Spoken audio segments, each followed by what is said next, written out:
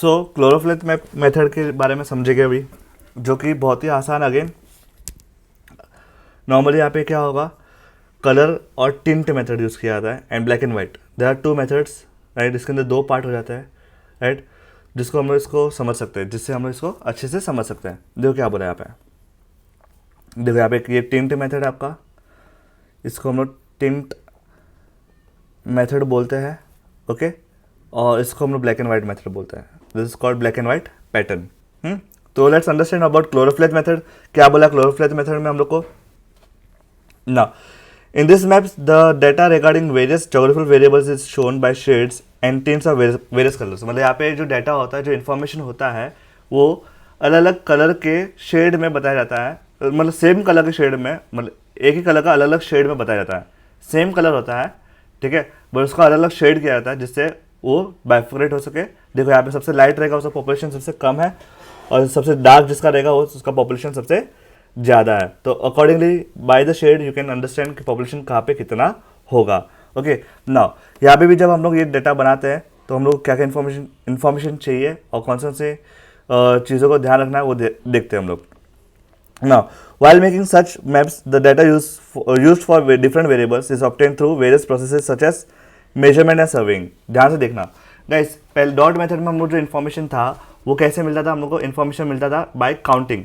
यहाँ पे जो इन्फॉर्मेशन है वो हम लोग कैसे मिलता है, मेजरमेंट एंड सर्विंग से मिलता है। मेजरमेंट एंड सर्विंग, यस, यहाँ पे ये लाइन बहुत इंपॉर्टेंट होगा। Okay, so over here we get the data from measurement and surveying। in this method only one value is given to one sub administrative unit। ध्यान से देखना, एक सब एडमिनिस्ट्रेटिव यूनिट को, ये पूरे सब एडमिनिस्ट्रेटिव यूनिट को एक ही वैल्यू दिया जाएगा, ठीक है।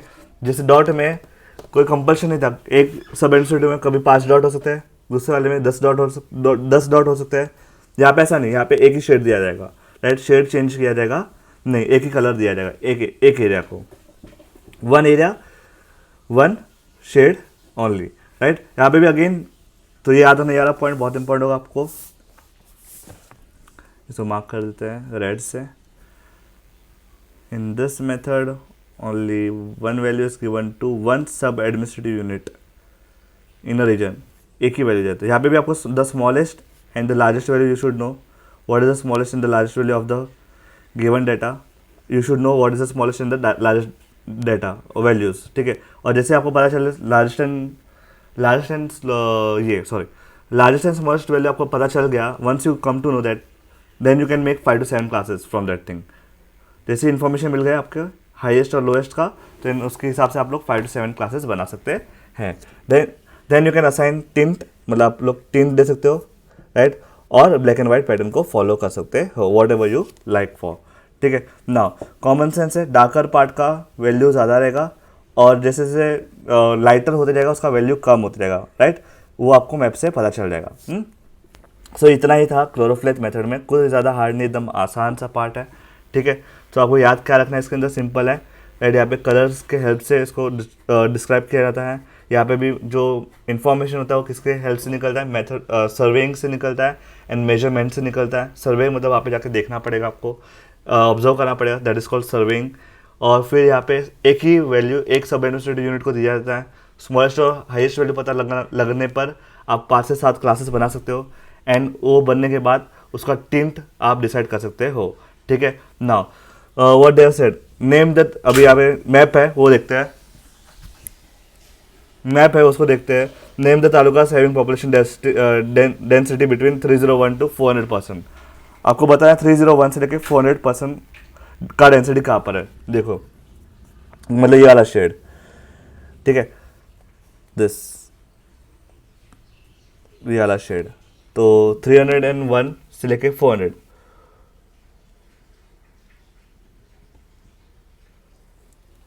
आप जरा ध्यान से देखोगे तो ये शेड यहाँ पे आ रहा है, अंजनगांव पे आ रहा है, ठीक है। और साथ साथ में अंजनगांव सुरजी पे ही, हाँ, this is the shade, this is the only shade which has 301 से लेके 400 का डेंसिटी, ठीक है। उसका डेंसिटी उतना है। तो यहाँ पे क्या लिखोगे, हम आंसर लिख देते हैं यहाँ पे अंजनगांव,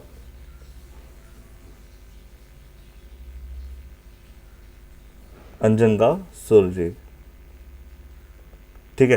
तो ये होगा what is the density of Amravati taluka. Amravati taluka का डेंसिटी कितना होगा, it's more than 400, it's more than 400, तो लिखोगे यहाँ पे मोर देन 400।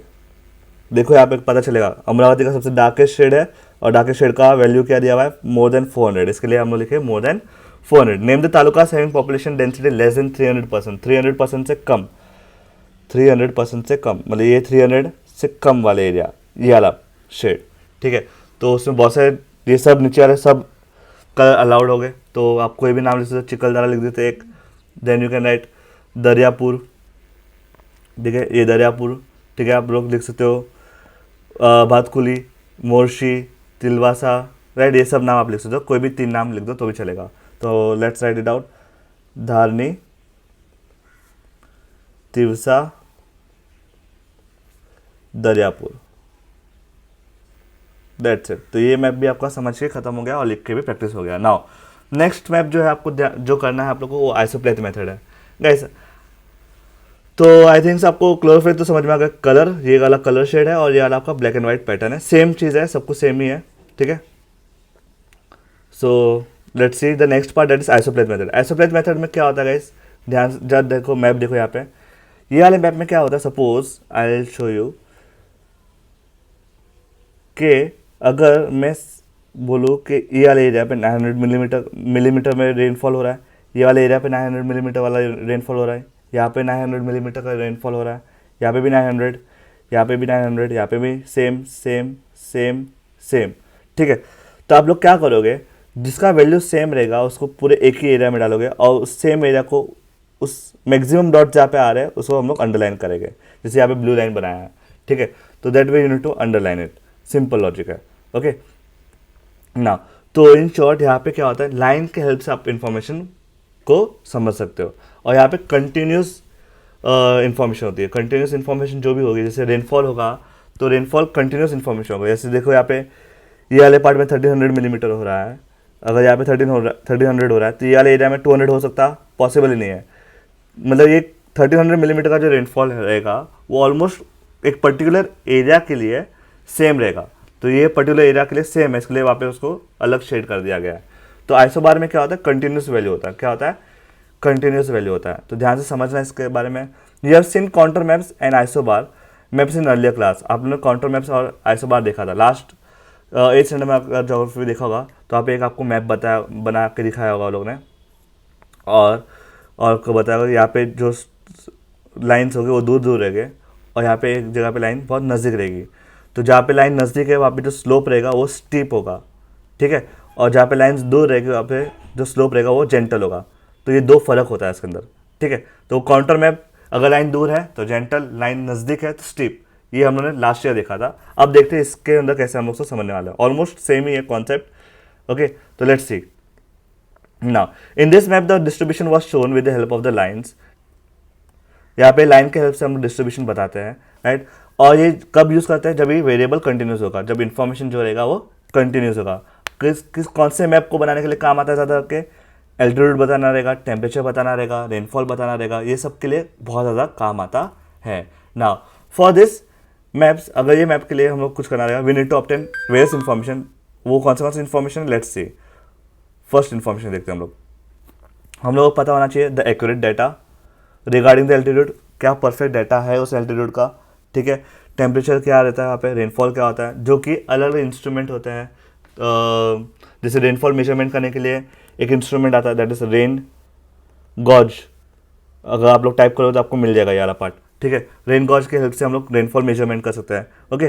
तो वैसे टेम्परेचर मेजरमेंट करने के लिए अलग अलग इंस्ट्रूमेंट्स होते हैं, एल्टीट्यूड मेजरमेंट करने के लिए अलग अलग इंस्ट्रूमेंट्स होते हैं। वो परफेक्ट टेक्नोलॉजी की हेल्प से बनाया जाता है और किया जाता है। Normally you can not do it, हम लोग नॉर्मली कर सकते हैं नहीं है। Now it is assumed that the difference between the altitude or a rainfall of 2 places changes at a uniform rate। ध्यान देना यहाँ पे गाइस, इसका मतलब समझाता हूँ। मतलब बोला गया है कि जो डिफरेंस होगा बिटवीन 2 प्लेसेस, उसका जो चेंजेस होगा वो यूनिफॉर्म रेट पे होगा। फॉर एग्जाम्पल देखो यहाँ पे ये वाला जो लाइन है आपका, वो 1300 मिलीमीटर का लाइन है, उसके बाद 1200, उसके बाद 1100, उसके बाद 1000। जब अगर आप लोग ध्यान से देखोगे तो यहाँ पे सब में 100 का डिफरेंस है। ये जो 100 का डिफरेंस है इसको बोलते हैं, मतलब ये यूनिफॉर्मिटी है। ऐसा नहीं कि 1300 के बाद डायरेक्ट 800 आ गया। तो हर एक काउंटर लाइन के बाद एक परफेक्ट वैल्यू रहेगी, मतलब एक परफेक्ट डिस्टेंस रहेगा, उसके बाद ही वो इन्फॉर्मेशन पुट किया जाता है, राइट। यूनिफॉर्म रेट होता है, समझ में आया? तो जो भी रेनफॉल होगा, एल्टीट्यूड होगा, उसको यूनिफॉर्म रेट के हिसाब से चेंजेस के हिसाब से रखा जाता है, राइट। नाउ नाउ यहाँ पे जो सब एडमिनिस्ट्रेटिव यूनिट होते हैं, the sub administrative units are not taken place, मतलब यहाँ पे कंसिडर किया जाता नहीं है। अगर ध्यान से देखेंगे तो ये जो पहले हम लोग देख रहे थे कि इतना से एरिया सब एडमिनिस्ट्रेटिव यूनिट था, एक स्टेट था, और वहाँ पे अलग अलग शेड देते थे, डॉट यूज़ करते थे, बट यहाँ पे देखोगे तो ऐसा फॉलो कर सकते नहीं है, it's not allowed and possible ही नहीं होगा कॉन्ट्रो मैप के लिए। कॉन्ट्रो मतलब आइसोबार मैप के लिए, आइसोबार मैप के लिए वो पॉसिबल नहीं है, ठीक है। नाउ ये होने के बाद अगर आपको समझना है, यहाँ पे एक चीज़ बहुत इंपॉर्टेंट है, आइसोबार मैप में, दैट इज आइसोप्लेथ मैप में, आपको पॉइंट रिलेटेड डाटा होना चाहिए, मतलब आपको पॉइंट रिलेटेड इन्फॉर्मेशन पता होनी चाहिए, ठीक है। देखो जरा एक बार देखो और समझो उसको क्या बोला है, ठीक है। यस, पॉइंट रिलेटेड डाटा होना चाहिए यहाँ पे। Now value of the variables are return on the map at the respective location. Point related data क्या होता है, ध्यान से देखते हैं। पॉइंट रिलेटेड डाटा, सपोज मैं यहाँ पे अगर पॉइंट करूँ, एक ये पॉइंट करूँ, अगर आपको बोलो ये पॉइंट का इन्फॉर्मेशन क्या होगा, यहाँ पे कितने मिलीमीटर का रेनफॉल हो रहा है, तो आप लोग देखोगे कौन से शेड में आ रहा है। यस, ये वाला शेड में 900 वाला शेड में आ रहा है, तो यहाँ पे आप बोलोगे 900 मिलीमीटर का रेनफॉल हो रहा है, ठीक है। इन द सेम वे अगर आप लोग बोलोगे ये वाले एरिया का रेनफॉल कितना होगा, यहाँ पे कितना रेनफॉल होगा, तो यहाँ पे आप लोग बोलोगे हाँ ये 1000 मिलीमीटर के रेनफॉल में आ रहा है, तो यहाँ पे 1000 मिलीमीटर का रेनफॉल हो रहा है, ठीक है। In the same way unit to identify. Now let's see क्या बोला आगे कि values of the variables are return on the map at the respective location. अलग अलग वैल्यूज दिया जाता है और उसको डिस्ट्रीब्यूट, जो वैल्यूज दिए जाते हैं उसको हिसाब से उसको मार्क किया जाता है, ठीक है। देखो फॉर एग्जांपल ये जो वैल्यूज़ है आपको बनाया गया यहाँ पे 1300, 1200, 1100, तो उसके हिसाब से लाइन्स बनाई जाती है और उसको ज्वाइन किया जाता है, ओके। नाउ क्या इन्फॉर्मेशन आपको रखनी चाहिए और कौन सी चीज़ें आपको बहुत ज़रूरी है ये मैप बनाने के लिए, तो you should know highest value and the lowest value of the variable, right? The class interval is decided to draw isopleth map which in turn decide the difference between the lines। मतलब guys वापस जैसे class interval बनाए, हम लोग को highest value और lowest value पता चल जाएगा, तो we can make a class, ठीक है।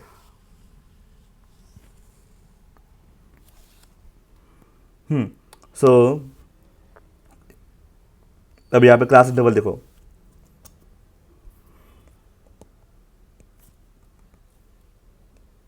ये 800 का है, ये 900 का क्लास है, 1000 मिलीमीटर का क्लास होगा, ये पूरा क्लास 900 मिलीमीटर का क्लास हो गया, ठीक है। तो this way you can distribute your value. Lines are drawn for the decided intervals and location with the same value are joined with by a line. मैंने आप लोग को पहले एग्जांपल दिया था कि जो सेम वैल्यू रहेगी उस और मैक्सिमम लाइन जो उस पर आ रहा है उससे वो मार्क करके एक लाइन बना दी जाती है, ओके ना। फॉर द कंक्लूजन, कौन सा कंक्लूजन, यहाँ पे मैंने आपको एग्जांपल दिया था माउंटेन का। अगर lines are closer, if the lines are closer to each other, right, then the variable is steep। मैंने आपको बताया अगर नज़दीक रहेगा तो steep information होता है, and the lines are far away from each other then the value is gentle, then the variable is gentle, ठीक है। एंड ये मैप करने की वजह से हम लोग क्या हेल्प होता है, we get an idea of natural trend of distribution of the variable with the help of this map. ये मैप की हेल्प से हम लोग को एक नेचुरल ट्रेंड पता चल जाता है कि हाँ भाई यहाँ पे ज़्यादा बारिश होती है, यहाँ पे बारिश कम होती है, तो this way we can identify the value, okay ना। अब जरा ध्यान से देखते हैं इस मैप को, जो 1.3 मैप दिया उसके ऊपर क्वेश्चन पूछा गया, तो बोला गया in which part of the district is the rainfall more, सबसे ज़्यादा रेनफॉल कहाँ पर है। तो देखो ज़रा ध्यान से इस पे, सबसे ज़्यादा रेनफॉल इस ऊपर वाले पार्ट पे है, दैट इज नदर्न पार्ट, तो लिख देते हैं आंसर नदर्न पार्ट है, नदर्न पार्ट। देन बोला in which direction is the rainfall decreasing, कौन से डायरेक्शन में रेनफॉल कम होते जा रहा है। जहाँ ध्यान से देखोगे ऐसा आके इस तरफ जा रहा है और इस तरफ रेनफॉल कम हो रहा है, तो यहाँ पे आ गया वेस्ट, तो हम लोग लिखे it is decreasing towards the west, towards west. And what is the lowest value of the rainfall in this district, सबसे लोएस्ट वैल्यू क्या है। जहाँ ध्यान से देखो लोएस्ट वैल्यू यहाँ पे अगर इंडेक्स में देखोगे तो भी पता चला 800 सबसे कम वैल्यू है, तो यहाँ पे लिखोगे 800 मिलीमीटर, 800 मिलीमीटर सबसे लोएस्ट वैल्यू है यहाँ पे। तो ये हो गया आपका isobar, that is isopleth map. Isopleth map भी बहुत ही आसान है, ठीक है। आइसोप्लेथ मैप में इतना याद रखना है कि यहाँ पे लाइन के हेल्प से मैप ड्रॉ किया जाता है। अब जरा ध्यान से देखते हैं आगे क्या क्या दिया है उन लोगों ने हम लोग को इन्फॉर्मेशन, और यहाँ पे 2-3 मैप दिए वो प्रैक्टिस करते हैं। ओके ना, तो let's do the first map. यहाँ पे जो 1.4 वाला मैप दिया है वो पढ़ते हैं और उसका आंसर देखते हैं। In which direction is the density of population decreasing. जरा मैप देख के आपको पता लगना चाहिए कि पॉपुलेशन का डेंसिटी जो है कम कहाँ पे हो रहा है। तो देखो, एक तो यहाँ पे पॉपुलेशन सबसे ज़्यादा है, इस एरिया में पॉपुलेशन सबसे ज़्यादा है, नीचे जाओगे तो पॉपुलेशन कम हो रहा है। ठीक है, देखो ये लेस देन 200 है ना, डॉट डॉट डॉट, और इस तरफ ऊपर की तरफ जा रहे हो तो पॉपुलेशन कम हो रहा है। तो answer will be nothing but, एक तो साउथ डायरेक्शन मतलब नीचे की तरफ साउथ, एंड एक ऊपर की तरफ दैट इज नॉर्थ। ठीक है, नॉर्थ, तो you let south and north. आपको आंसर पूरा लिखना है। The density of population is decreasing towards north and south, towards north and south. Name the talukas with population less than 200 millimetre, 200 से भी कम population कहाँ पर है। देखो लेस देन 200 वाला जो शेड है वो डॉट है, तो डॉट अजरा में आ रहा है, चांदगढ़ में आ रहा है, एंड साहूवाड़ी में आ रहा है, एंड गगन बवादा में आ रहा है। तो वो सब नाम लिख सकते हैं, 2 नाम लिखो तो भी चलेगा। तो लिख देते हैं अजरा, राइट, एंड चांदगढ़, 2 नाम लिख देते हैं, इनफ है। ठीक है, आपको अभी नेक्स्ट क्वेश्चन पूछा है कि 200 से 400 के बीच में पॉपुलेशन कहाँ पर है। तो ये वाला शेड हो गया, लाइन वाला ये वाला शेड होगा आपका। ठीक है, तो देखो कहाँ पर आएगा वो, एक राधन नगरी एंड गरगोटी है ना, राधन नगरी एंड गरगोटी। तो यहाँ पे लिख देते हैं आंसर, इसका आंसर लिख देते हैं यहाँ पे राधन नगरी एंड यहाँ पे लिख देता हूँ मैं, जगह नहीं है तो गरगोटी। ठीक है, चलो ये होने के बाद आपको जो क्वेश्चन दिया गया है वो बोला गया कि name the talukas with population more than 400, मतलब ये जो चेक बॉक्स किया गया ऐसा ऐसा वो वाला आंसर। ठीक है, सबसे हाईएस्ट वैल्यू मतलब कोल्हापुर, कागल, शिरोल। तो वो 2 नाम लिख देते यहाँ पे, कोल्हापुर फिर है शिरोल।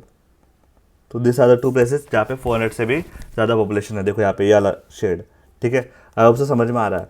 ठीक है, ये जो 400 वाला शेड है ये वाले सब कोई भी 2 नाम लिख सकते हो आप लोग। ओके, चलो नेक्स्ट क्या बोला है, in which direction are the talukas having high density population located in the district. ज़्यादा पॉपुलेशन कौन से एरिया पे लोकेट किया गया है, हायर पॉपुलेशन कहाँ पर है।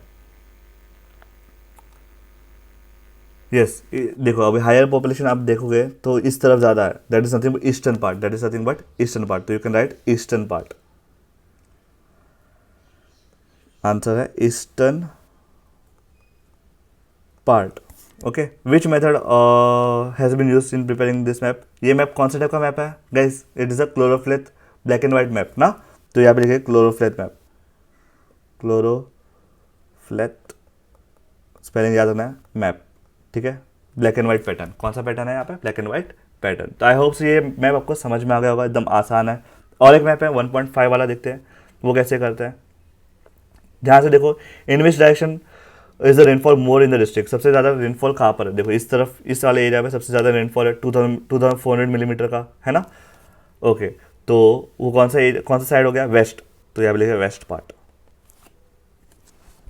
ओके, ना वेस्टर्न पार्ट, वेस्टर्न पार्ट। चलो next, in which direction is rainfall decreasing. Decrease कहाँ पे हो रहा है, देखो इस तरफ जाते जाते वो कम हो रहा है, that is it is decreasing towards east, towards east. तो यहाँ लिखा टुवर्ड्स ईस्ट, ईस्ट में जाते जाते वो उसका डिक्रीज होते जा रहा है, राइट।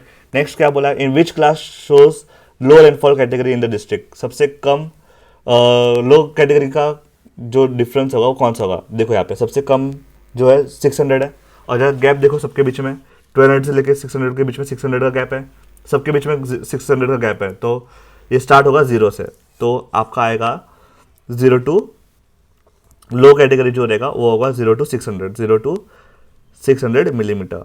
ठीक है, this is a low category. Which class shows a high rainfall category. सबसे हाई रेनफॉल कैटेगरी कौन सा बता रहा है, देखो हाई रेनफॉल कैटेगरी 2400 है ना, right.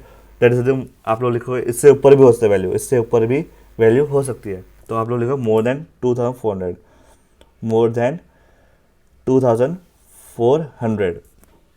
Which method has been used in preparing this method, this is isopleth method, because यहाँ पे लाइन यूज की गई है इसे हम लोग बोलेंगे आइसोप्लेथ मेथड। ओके, तो आई होप से ये भी समझ में आ गया होगा। So here we are done with this part. अब देखो नेक्स्ट क्या बोला है उन्होंने।